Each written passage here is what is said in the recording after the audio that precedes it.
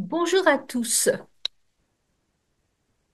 Nous avons travaillé en groupe la question du péché des origines et je me suis dit que ce serait peut-être sympa de vous sortir une petite vidéo sur le péché des origines à partir du livre de la Genèse, les chapitres 2 et 3.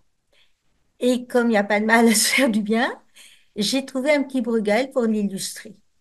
Il est dans un musée du nord de l'Europe, il n'y a pas de souci. Vous tapez Bruegel, le jardin d'Éden. Voilà comme la vie était belle avant. Et nous avons un petit peu au fond deux êtres humains, un homme et une femme. Alors qu'est-ce qu'on va faire? On va simplement lire les passages du livre de la Genèse et puis se poser des questions et puis proposer des réponses.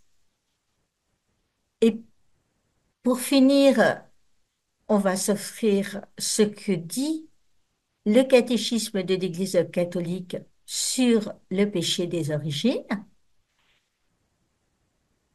Et après, je laisserai afficher la bibliographie des livres dont je me suis servi, enfin, où nous sommes servis pour élaborer ce texte. Donc, on y va. Reprenons le livre de la Genèse. Allez.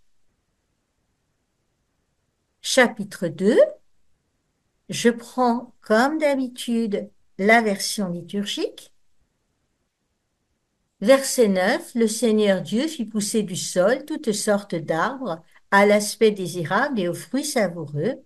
Il y avait aussi l'arbre de vie au milieu du jardin et l'arbre de la connaissance du bien et du mal. Je passe directement au verset 15. Le Seigneur Dieu prit l'homme et le conduisit dans le jardin d'Éden pour qu'il le travaille et le garde. Le Seigneur Dieu donna à l'homme cet ordre, tu peux manger les fruits de tous les arbres du jardin, mais l'arbre de la connaissance du bien et du mal, tu n'en mangeras pas, car le jour où tu en mangeras, tu mourras. Le Seigneur Dieu dit, il n'est pas bon que l'homme soit seul, je vais lui faire une aide qui lui correspondra.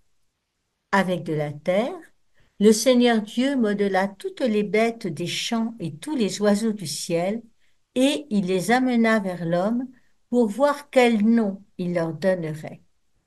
C'étaient des êtres vivants, et l'homme donna un nom à chacun.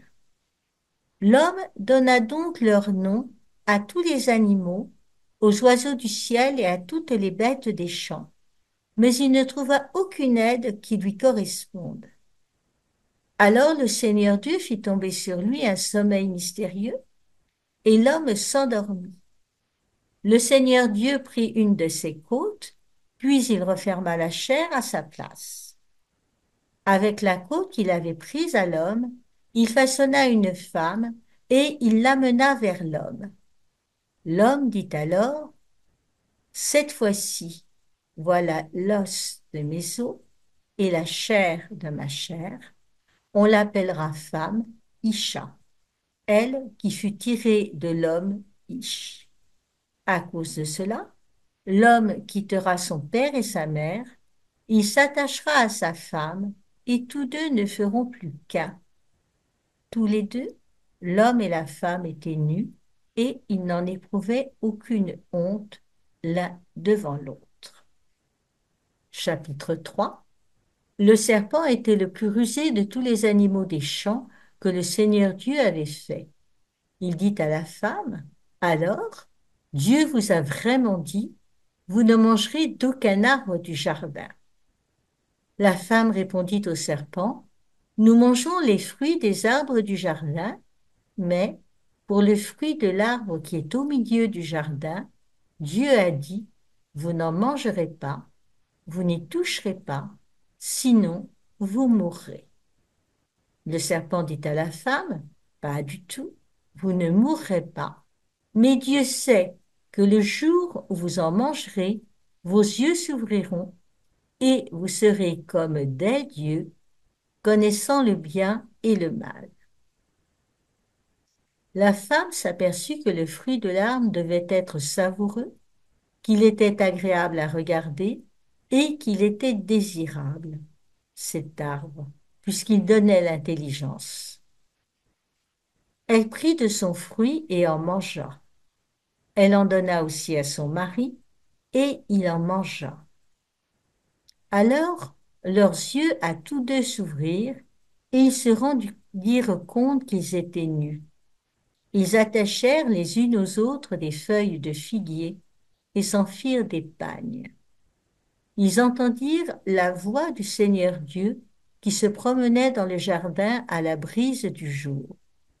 L'homme et sa femme allèrent se cacher au regard du Seigneur Dieu parmi les arbres du jardin. Le Seigneur Dieu appela l'homme et lui dit, où es-tu donc? Il répondit, j'ai entendu ta voix dans le jardin, j'ai pris peur parce que je suis nu et je me suis caché. Le Seigneur reprit, qui donc t'a dit que tu étais nu? Aurais-tu mangé de l'arbre dont je t'avais interdit de manger? L'homme répondit, la femme que tu m'as donnée, c'est elle qui m'a donné du fruit de l'arbre et j'en ai mangé. Le Seigneur Dieu dit à la femme, qu'as-tu fait là? La femme répondit, le serpent m'a trompée et j'ai mangé. Alors on va poser quelques petites questions. Puis après, il y a deux petits bonus qui je ne voulais pas laisser traîner. Premièrement, les hommes ont-ils une côte de moins que les femmes? Vous avez entendu tout à l'heure.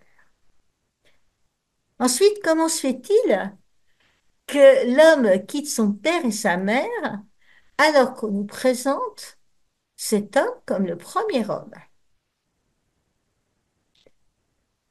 On s'est demandé aussi, et je vous pose la question, la femme Isha, était-elle présente au moment où Dieu a donné l'interdit? Et quel est cet interdit par Dieu? Et puis, qui est présent au verset 2,25 à 3,7? Et de quels arbres peuvent-ils manger? Et dites-moi, c'est quel arbre qui est au milieu du jardin? À ce moment, vous pouvez dire, j'arrête la vidéo, je regarde les textes dans ma Bible et je vais essayer de répondre tout seul. Mais on peut continuer ensemble parce que rien qu'avec ces questions, on a quelques petites réponses qui peuvent vous apparaître hyper sympas. Moi, c'est ce que j'ai trouvé. Premièrement, les hommes ont-ils une côte de moins que les femmes? Écoutez, je suis désolée de vous dire, mais non. Pourtant, en Genèse 2, 21, 22, le Seigneur Dieu prit une des côtes de l'homme, Adam, le terreux sorti de la terre Adama, n'oubliez pas, puis il referma la chair à sa place, avec la côte qu'il avait prise à l'homme, il façonna une femme et il l'amena vers l'homme. Donc, tel que le texte nous est servi dans la version liturgique, le Seigneur Dieu a pris une côte à l'homme. On est bien d'accord? Mais Torah Mahomer, qui a fait, donc c'est un protestant, un exégète protestant de renom, qui a fait des conférences au Collège de France sur ces textes de la Genèse. Et il nous explique, à partir de l'hébreu, que la côte qu'il a pris, en fait, c'est le terme Séla qui est employé. Et dans la Bible, ce terme signifie toujours le côté. Et lui, qui est un grand savant, il a noté que sur les 39 emplois de ce terme Séla dans la Bible, la plupart sont liés à la construction d'un sanctuaire ou du temple. Donc on est clair, les hommes et les femmes ont a priori autant de côtes l'un de l'autre, mais c'est avec quelque chose du côté de l'homme, de Adam, que Dieu a construit la femme, Isha, de Ish. On est d'accord là-dessus. Je compte sur vous pour l'expliquer autour de vous. Le reprend. Deuxième question. Comment se fait-il que l'homme quitte son père et sa mère alors que l'homme est le premier homme? On l'a vu. Genèse chapitre 2, verset 24. À cause de cela, l'homme quittera son père et sa mère, il s'attachera à sa femme, et tous deux ne seront plus qu'un. Eh bien, figurez-vous qu'un jésuite très savant aussi, qui s'appelle André Vénin, on a le titre de son livre, donc sur les premiers chapitres de la Genèse, qui est dans la bibliographie, il nous explique que la référence au père et à la mère montre qu'ici, il ne s'agit plus des deux personnages du récit. Au contraire du lecteur, ils sont sans parents. Et le narrateur va livrer cette réflexion, l'homme quittera son père et sa mère et s'attachera à sa femme, en laissant un instant le fil du récit. D'après André Vénin, le procédé est exceptionnel dans la narration biblique, ce qui souligne indirectement l'importance du moment.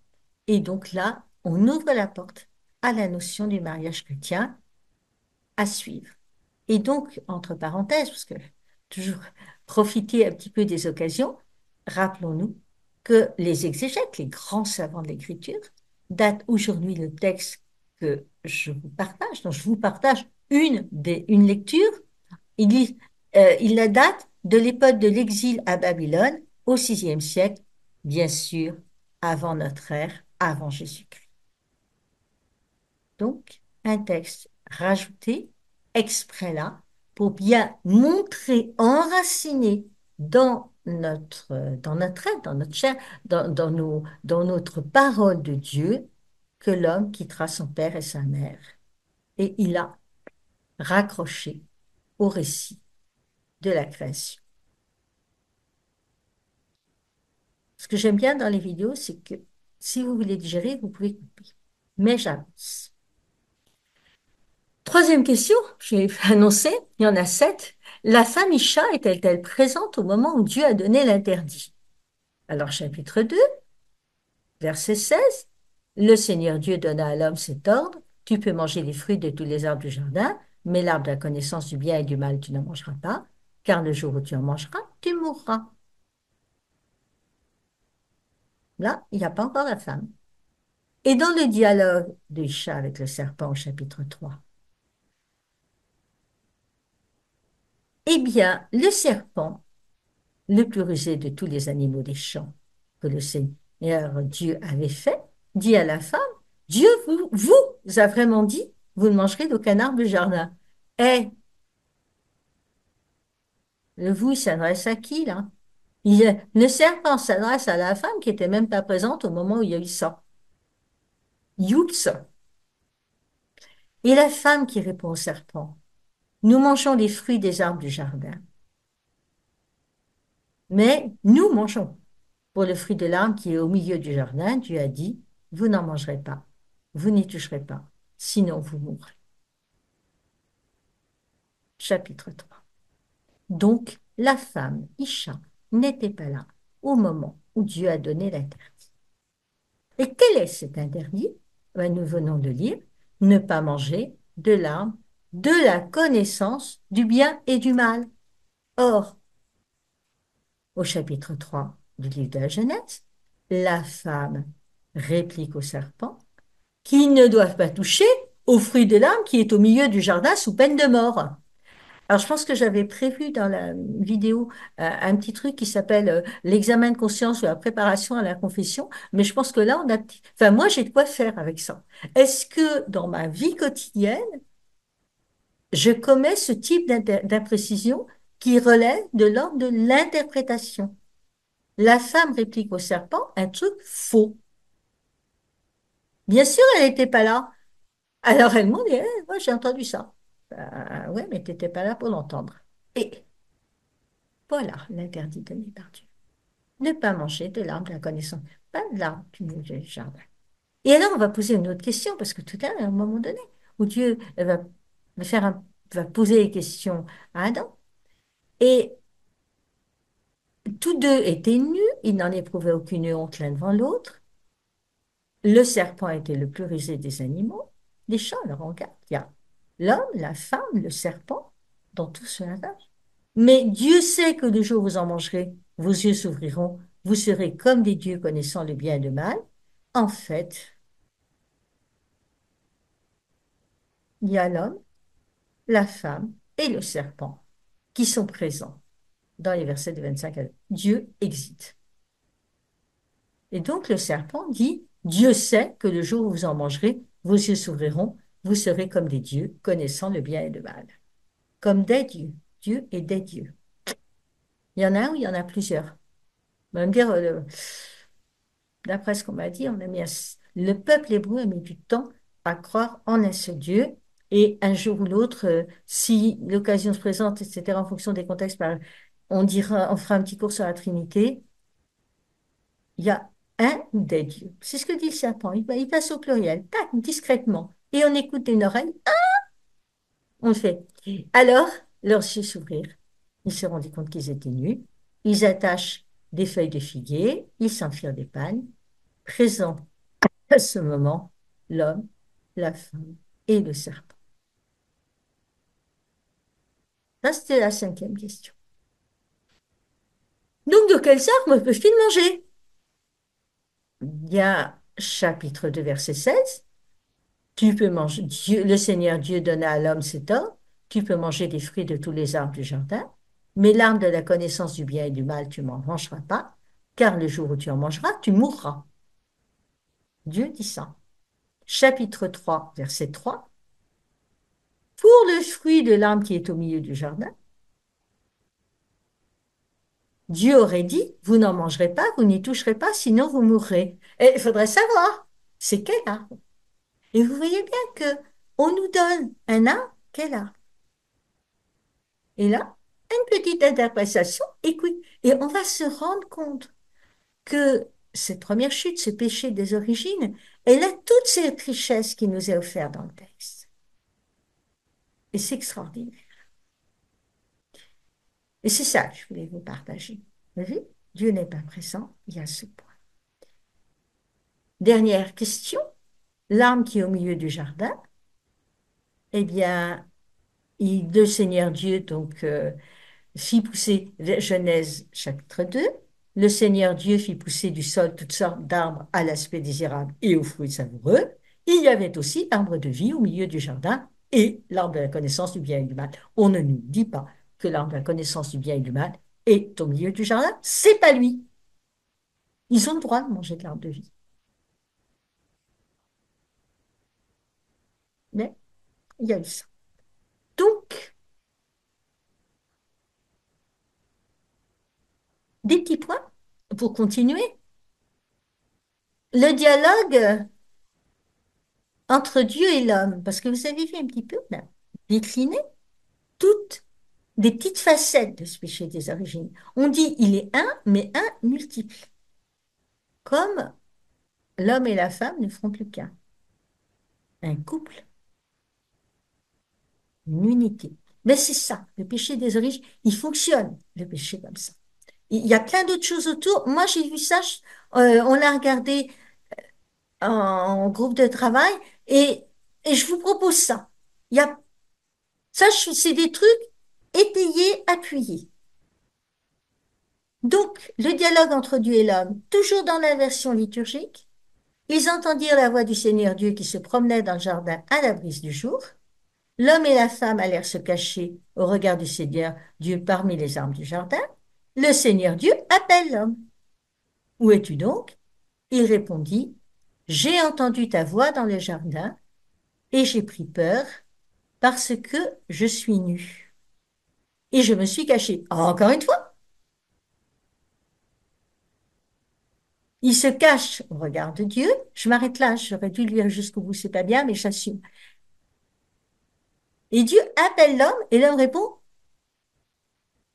j'ai entendu ta voix et je me cache. Non, non, attends, là, il y a un problème. Tu te caches de Dieu parce que tu étais sur son regard en permanence avant que le serpent ne vienne, d'accord? Mais il t'appelle. Et quand il t'appelle, tu es caché. Il y a un petit problème de chronologie. Et le Seigneur Dieu reprit, qui donc t'a dit que tu étais nu? Aurais-tu mangé de l'arbre dont je t'avais interdit de manger? Eh bien, il assume. Et la me regardez comment? L'homme répond, la femme que tu m'as donnée, c'est pas moi, c'est l'autre. C'est elle qui m'a donné du fruit de l'arbre et j'en ai mangé. J'ai fait confiance à quelqu'un, j'aurais peut-être pas dû. Pom, pom, pom, pom, pom. Et le Seigneur Dieu dit à la femme, qu'as-tu fait là? Et la femme, il dit, c'est le serpent qui m'a trompé et moi j'ai mangé.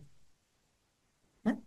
Alors que dans le sacrement, que le Seigneur, dans sa miséricorde, nous fasse, la première chose qu'on dit, c'est qu'on assume son écart.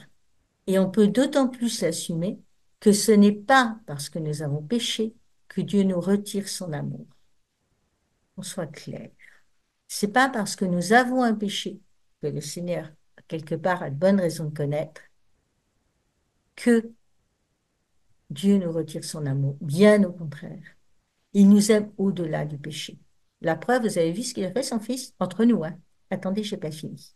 Dialogue entre Dieu et l'homme. Vous voyez que, tac, tac, il y a des petits écarts. Hein. Comme disait l'autre, ça ne matche pas. Ça ne coïncide pas. Et donc, l'homme répond à Dieu qu'il a écouté la femme et la femme qu'elle a écouté le serpent. C'est pas moi, c'est l'autre. Dites, c'est moi. C'est moi, je sais que je suis pécheur. Je sais, en vérité, je sais que j'ai mangé du fruit et qu'à ce moment-là, j'ai découvert que j'étais nue. Ça, ça oui. Ça oui, tu avais dit de pas le faire et j'ai fait. Ouais, je t'aime. Alors que disent notre cher catéchisme de l'Église catholique? Premièrement, la réalité du péché, j'ai regardé les numéros de paragraphes, les articles. Le péché est présent dans l'histoire de l'homme, on vient de le voir. Il serait vain de tenter de l'ignorer ou de donner à cette obscure réalité d'autres noms. Pour essayer de comprendre ce qu'est le péché, il faut d'abord reconnaître le lien profond de l'homme avec Dieu, car en dehors de ce rapport, le mal du péché n'est pas démasqué dans sa véritable identité de refus et d'opposition face à Dieu, tout en continuant à peser sur la vie de l'homme et sur l'histoire.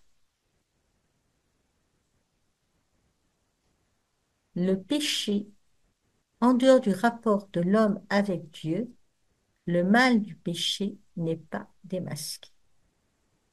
La réalité du péché, et plus particulièrement du péché des origines, ne s'éclaire qu'à la lumière de la révélation divine. Sans la connaissance qu'elle nous donne de Dieu, on ne peut clairement reconnaître le péché. C'est ça qu'on a regardé le péché des origines. Et on est tenté de l'expliquer uniquement comme un défaut de croissance, comme une faiblesse psychologique, une erreur, la conséquence nécessaire d'une structure sociale inadéquate, etc.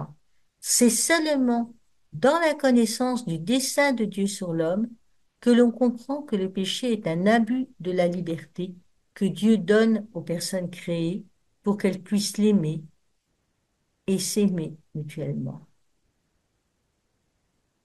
Le péché original, une vérité essentielle de foi. Alors, je suis toute contente parce que dans la Bible, j'interdis à tout le monde de lire les titres et là, on a des titres et on se régale. Avec la progression de la révélation, est éclairée aussi la réalité du péché. Bien que le peuple de Dieu de l'Ancien Testament ait connu d'une certaine manière la condition humaine à la lumière de l'histoire de la chute narrée dans la Genèse, il ne pouvait pas atteindre la signification ultime de cette histoire qui se manifeste seulement à la lumière de la mort et de la résurrection du Christ. Il faut connaître le Christ comme source de la grâce pour connaître Adam comme source du péché. C'est l'esprit paraclet envoyé par le Christ ressuscité qui est venu confondre le monde en matière de péché, en révélant celui qui en est le Rédempteur. La doctrine du péché originel est pour ainsi dire le revers de la bonne nouvelle que Jésus est le sauveur de tous les hommes, que tous ont besoin du salut et que le salut est offert à tous grâce au Christ. L'Église qui a le sens du Christ sait bien qu'on ne peut pas toucher à la révélation du péché originel sans porter atteinte au mystère du Christ. Pour lire le récit de la chute, le récit de la chute, Genèse 3, utilise un langage imagé, mais il affirme un événement primordial, un fait qui a eu lieu au commencement de l'histoire de l'homme, la révélation nous donne la certitude de foi que toute l'histoire humaine est marquée par la faute originelle, librement commise par nos premiers parents. Vous voyez le catéchisme, oui, hein? Langage imagé, il y a une... Donc, vous voyez, il y a une doctrine dans ce texte, mais quelque part, elle est profondément éclairée par un tas de choses. Alors, je nous avais préparé des trucs. Le dessein de Dieu, donc vous voyez, là, on va revenir peut-être. Le dessein de Dieu est-il que l'homme travaille? Eh bien, oui. L'homme créé à image et ressemblance de Dieu, on va peut-être faire une vidéo là-dessus un jour, eh bien, au chapitre 2, 15, le Seigneur Dieu prit l'homme et le conduisit dans le jardin d'Éden pour qu'il le travaille et le garde. C'est faire dans le dessein de Dieu, l'homme doit travailler. Et Saint Paul l'a rappelé aux Thessaloniciens, deuxième lettre aux Thessaloniciens, chapitre 3, verset 10. Et quand nous étions chez vous, nous vous donnions cet ordre, si quelqu'un ne veut pas travailler, qu'il ne mange pas non plus. On est clair là-dessus dès le chapitre 2 du livre de la Genèse. Il est fait partie de la condition humaine de travailler et de garder la création. Petite remarque? Autre petite remarque, eh ben, moi je vais jusque-là. Alors, quand on m'a appris à me confesser, on m'a dit qu'une des méthodes, c'était de dire, je prends un texte et de la Bible et je vois en quoi j'ai été en écart avec ce texte. Le récit de la chute, du péché d'origine qu'on vient de lire, est extraordinairement riche en points là-dessus. J'en ai soulevé trois, quatre, mais il y en a plein d'autres et je vous laisse le plaisir de les découvrir. Moi, je cherche à vous ouvrir les yeux, à vous donner un petit fil conducteur et puis à continuer à raconter. Ce qui est bien dans les vidéos, c'est que les gens peuvent reposer des questions, vous les poser en ligne, vous les poser à vos curés, à vos théologiens. Allez-y, mais moi j'ai noté ça. Premièrement, on l'a vu, Isha n'était pas témoin, mais je vous raconte tout comme si j'y étais. Ouais, je suis, on m'a dit. Deuxièmement, on me donne une consigne, on me insinue que peut-être c'était comme ça, et j'interprète la consigne. L'arbre c'est l'arbre de vie qui est au milieu du jardin, c'est pas celui du bien et du mal.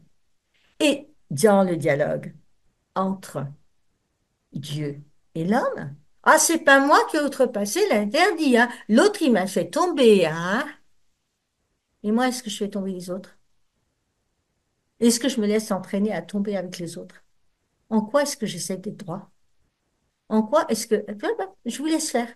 Moi, la première, hein, de loin. Et puis, ah ben, je vois pas pourquoi je travaillerais, puisque Dieu comble son bien-aimé quand il dort. À quoi ça sert de se lever? Hein?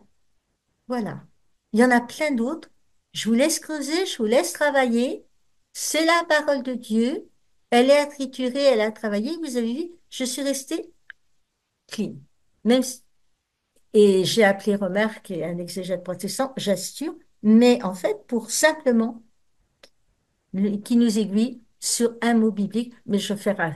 Et puis c'est nos frères dans la foi, c'est grâce à eux qu'on a ouvert la Bible. Alors mes sources, bien sûr la traduction liturgique de la Bible, un cours du Père Philippe Mercier, qui est un excellent exégète, qui réside dans le sud à Montpellier. Il y a les conférences de Monsieur Thomas Romer au Collège de France du 22 février au 2 mai 2024. Elles sont en ligne sur le site du Collège de France. Et André Vénin, le jésuite, d'Adam à Abraham ou les errances de l'humain, lecture de Genèse 1:1 à 2:12:4, Paris, Cerf, lire la Bible 2007. Je vous remercie beaucoup pour votre attention et je vous remercie beaucoup pour votre présence et pour ce regard de de nos lectures bibliques. J'arrête l'enregistrement.